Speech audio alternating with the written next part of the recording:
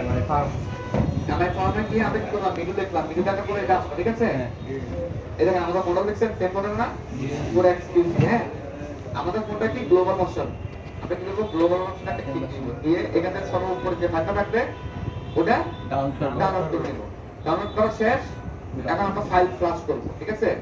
এই দেখেন বলতে চালু যাবে, দেখছেন? সেকেন্ড লাগছে, আমি বন্ধ করে আসবো, এটা হচ্ছে ঠিক। আপনি 1 ঘন্টা এভাবে চালু করে রাখবেন, চালু হবে। ব্যাটারিগুলো আবার কাজ চালু করতে হতে পারে, ঠিক আছে? ফ্লাশটা দেখেন, এরপর কি করবো আমরা, এমআই ফ্লাশটাকে ক্লিক দিব, এভাবে আসবে ড্যাশবোর্ডটা, ঠিক এভাবে আসবে। আপনাদের এখানে কি করতে হবে, ফাইল সিলেক্ট করতে হবে। ফাইল সিলেক্ট করার জন্য এখানে একটা মডেল লেখা আছে, বাসন লেখা আছে, ঠিক আছে? এগুলোতে কোনোটাতে যাওয়ার দরকার নেই, মডেলের দরকার নেই, বাসন দেওয়ার দরকার নেই, শুধু এখানে দিয়ে দেখেন, এখানে কিউ ডলার দেখছেন, বিডিএল 9008, এই পাশে দেখেন সেন্টার চিহ্ন আছে না, ফাইল ওপেন করা, এখান থেকে ফাইল ওপেন করতে পারবেন যদি আপনি চান। এখান থেকে ওপেন করতে পারবেন, আপনি এখানে না চান ফাইল ওপেন করতে, ঠিক আছে? তাহলে এই যে খালি করতে আছে না, এখানে রাইট বাটন একটা ক্লিক দিবেন, দিয়ে এখানে কি লেখা আছে, লোড ফরম্যাট, লোড ফরম্যাট একটা ক্লিক দিবেন।